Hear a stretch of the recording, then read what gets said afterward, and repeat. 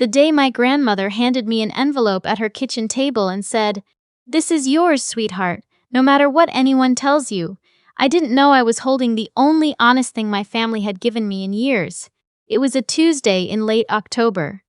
The kind of afternoon where the light comes in sideways through old curtains and everything looks a little softer than it actually is. My grandmother, we called her Nana May, was 81 and sharp as a tack. She still did her own crosswords in pen, still caught me in a lie the same way she had when I was 9. She pressed the envelope into my hands with both of hers, and I felt the weight of something inside. "Not just paper. Don't open it here," she said. "Wait until you get home." I didn't ask why. With Nana May, there was usually a reason.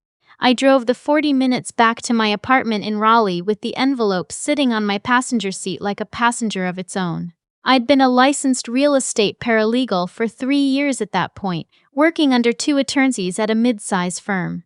I knew how property records worked. I knew what deeds looked like, what title searches pulled up, what people tried to hide in the footnotes of legal documents. That background matters. Remember it. When I got home, I sat at my kitchen table under the overhead light and opened the envelope carefully, the way I open everything, methodically, without tearing. Inside was a cashier's check for $22,000, made out to me from a credit union I recognized as the one Nana May had banked at for 40 years, and tucked behind it, a handwritten note on her personal stationery. It said, "I set this aside for you 3 years ago. It was always meant to be yours. I'm sorry it took me this long to get it to you." Nana May sat with that for a long time. Then I called her back. She didn't answer, which wasn't unusual for a Tuesday evening. She went to bed early. I called my stepmother instead, because my stepmother, who had married my father when I was 14 and who had, over the following decade, made herself the central nervous system of our family's finances, had mentioned that morning that she was having dinner with Nana May that night. She picked up on the second ring. "Did you have a nice visit with Nana May?" I asked. There was a small pause. Not long, maybe half a second. But I'd known this woman for 17 years and I knew what her pauses meant.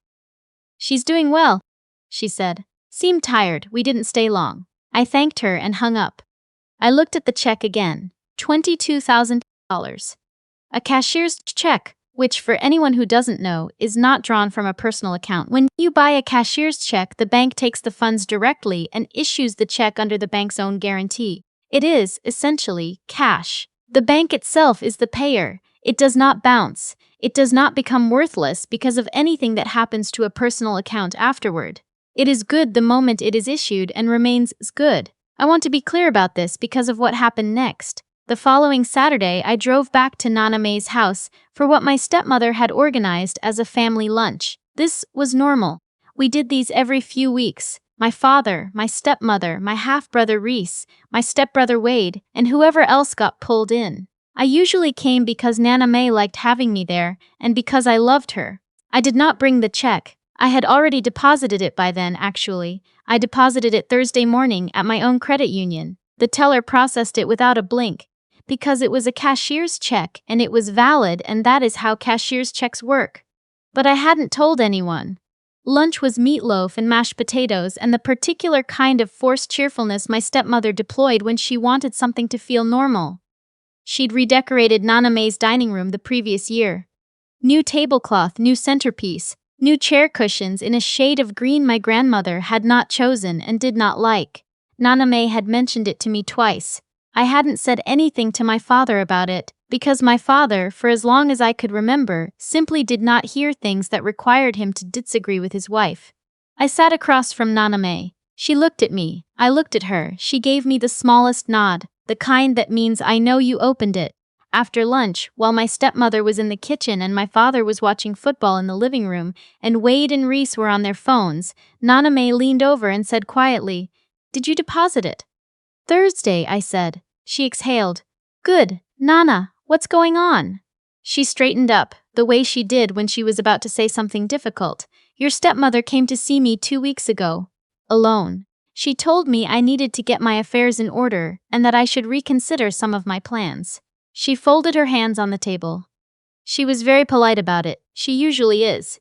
Before I could answer, my stepmother walked back in with a tray of coffee cups, and the conversation was over. I spent the drive home thinking.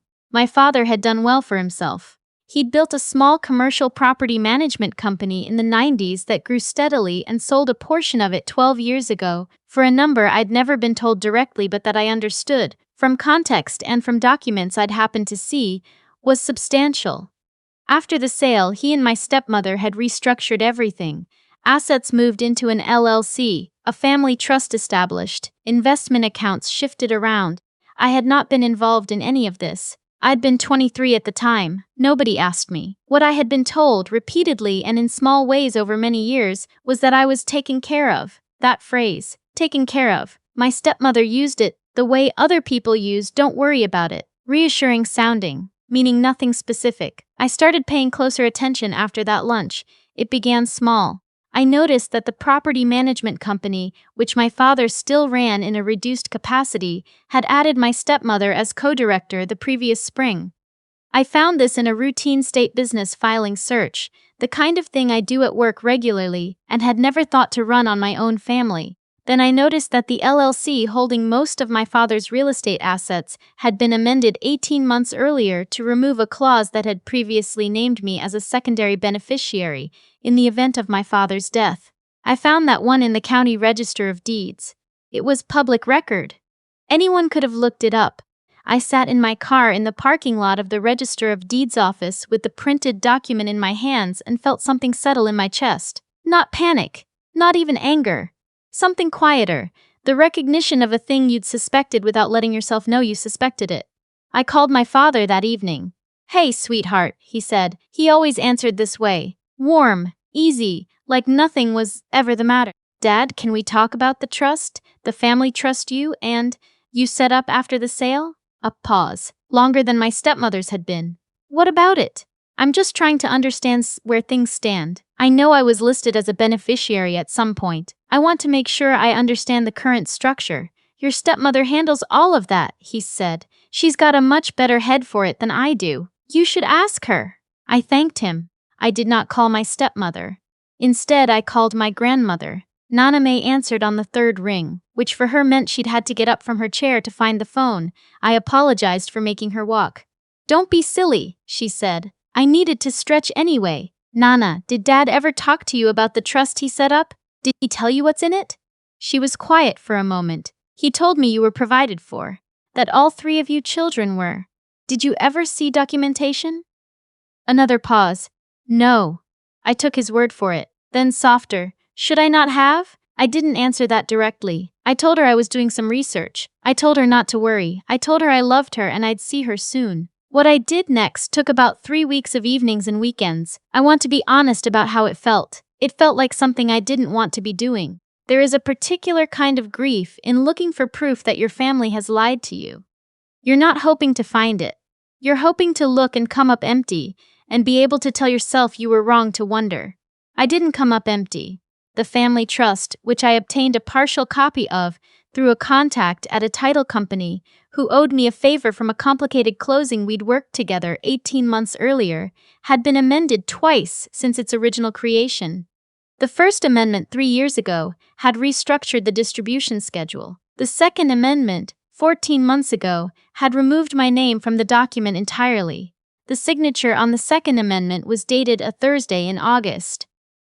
I recognized the date because it was 4 days after my father had been hospitalized for a cardiac episode, the one I'd driven through the night to be there for, the one where he'd been on medication that affected his cognition for the first 2 weeks of his recovery, the one where my stepmother had handled all his paperwork and communications because he wasn't in a state to manage them himself.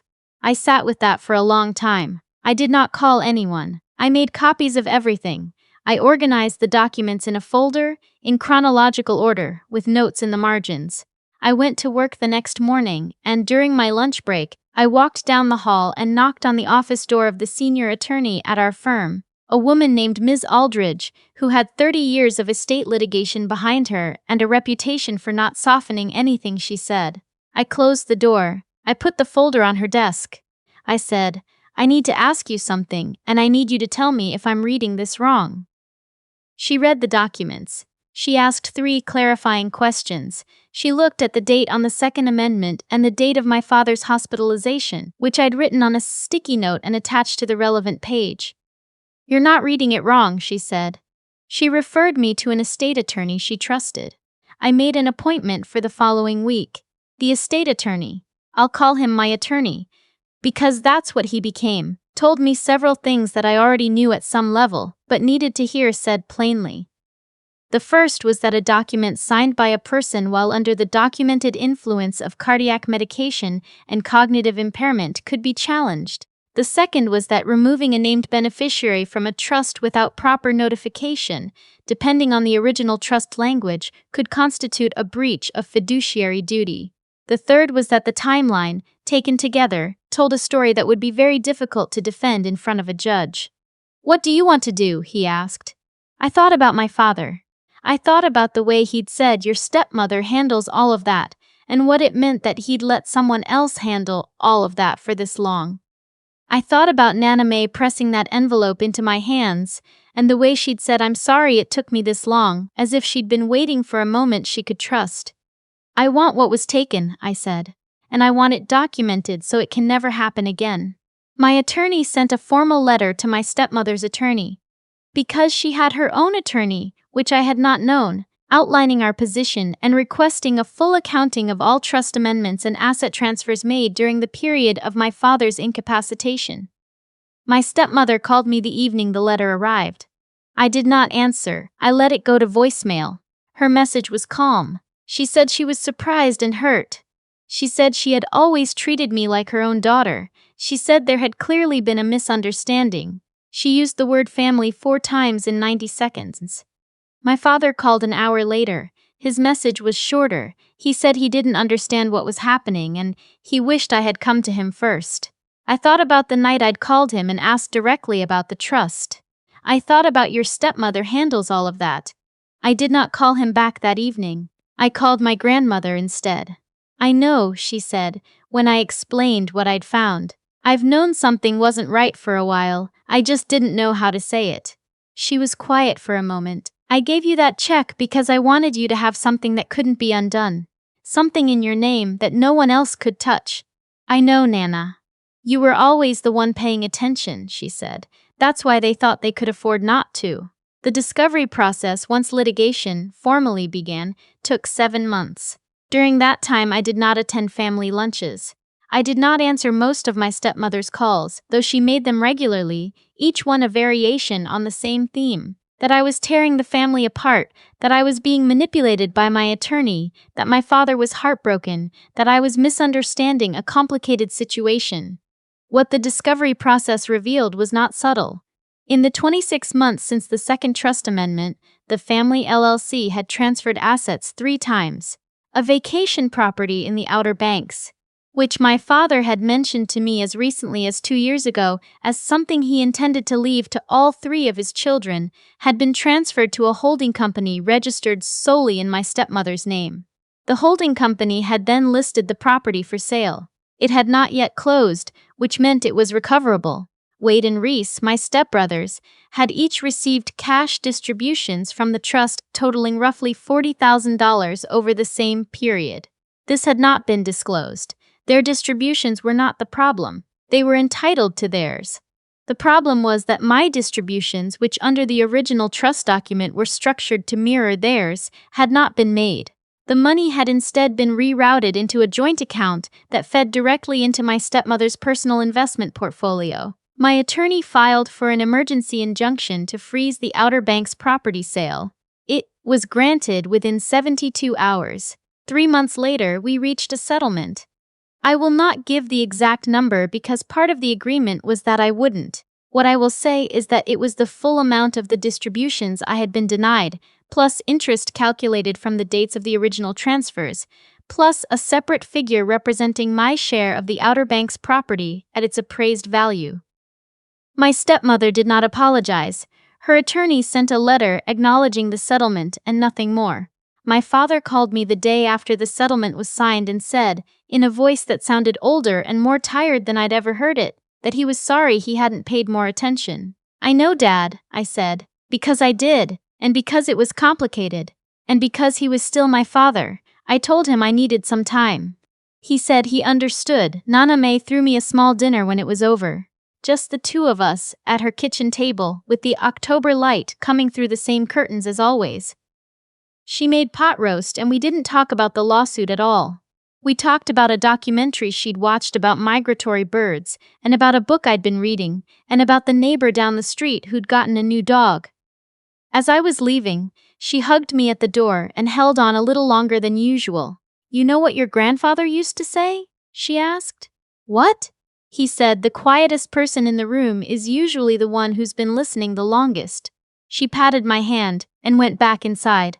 I sat in my car for a minute before I started the engine. The check she'd handed me 9 months earlier had been the first domino, $22,000, and a handwritten note and the particular kind of love that says, "I trust you to do the right thing with this." I had deposited it on a Thursday morning at my credit union, and the funds had cleared by Friday, and no one had been able to touch it because a cashier's check, once issued and deposited, belongs to the person it was made out to, and no one can take it back. That was the thing my stepmother had never understood about me. She saw my job and my quiet and my habit of double-checking things as smallness, as easily managed.